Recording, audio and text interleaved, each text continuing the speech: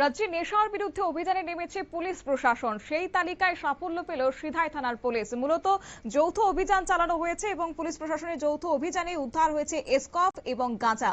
পলাতক আসামি রাহুল দেবরায় এসডিপিও মোহনপুর আশিস দাশগুপ্তের নেতৃত্বে গোপন সংবাদের ভিত্তিতেই সিধাই থানাধীন ডিসি পাড়ার রাহুল দেবরায়ের বাড়িতে নেশা বিরোধী অভিযান চালিয়ে সাফল্য পায় মোহনপুর মহকুমা পুলিশ প্রশাসন। এই নেশা বিরোধী অভিযানে উদ্ধার হয়েছে 220টি অবৈধ এসকফ সিরাপ এবং পাচারের উদ্দেশ্যে মজুদ রাখা প্রায় 11 কেজি শুকনো গাঁজা।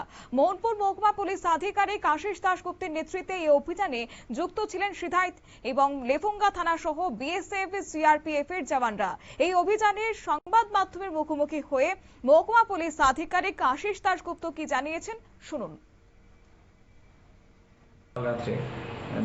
গভীর রাত্রে একটা গোপন সংবাদের ভিত্তিতে আমরা সিধাই পিএস অন্তর্গত ডিসি পাড়াতে একটা অভিযান করি।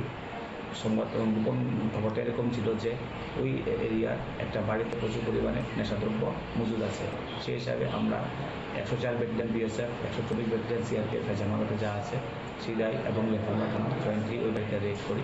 রেড করার পর এক্সিকিউটিভ ম্যাজিস্ট্রেটও সাথে ছিলেন।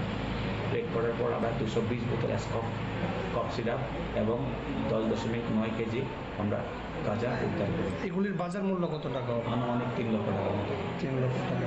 যার বাড়ির থেকে আটক করেছেন কয়জনের বিরুদ্ধে মামলা করা হয়েছে? একজন স্পেসিফিক একজনের বিরুদ্ধে আমরা মামলা নিয়েছি। মোহনপুর মহকুমা পুলিশ প্রশাসনের এই সাফল্যকে নেশা এবং মাদক পাচারের বিরুদ্ধে চলমান অভিযানে বড়সড় অগ্রগতি বলে মনে করা হচ্ছে। উদ্ধার হওয়া বিপুল পরিমাণ এসকফ সিরাপ ও গাঁজা বাজেয়াপ্ত করে পুলিশ ইতিমধ্যেই তদন্ত শুরু করেছে। তবে অভিযানের সময় অভিযুক্ত রাহুল দেবরায় বাড়িতে না থাকায় তাকে গ্রেফতারের লক্ষ্যে তল্লাশি জোরদার করা হয়েছে।